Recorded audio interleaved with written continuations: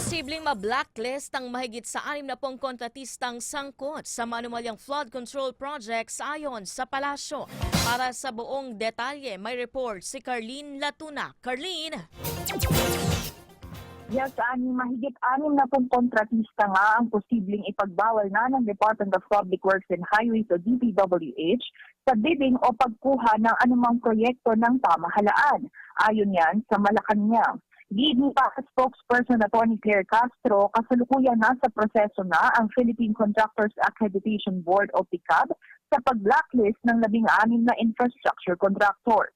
Bukod dito, binawi na ang lisensya ng 4 pang kumpanya, ngunit hindi pa binanggit ang pangalan ng mga ito.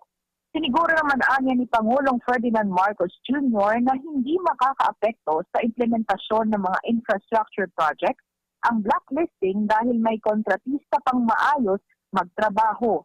Dagdag ni Castro, walang dapat ikatakot ang mga kontratistang nakikipag-ugnayan sa pamahalaan dahil nangako ang Pangulo na mababayaran agad sila.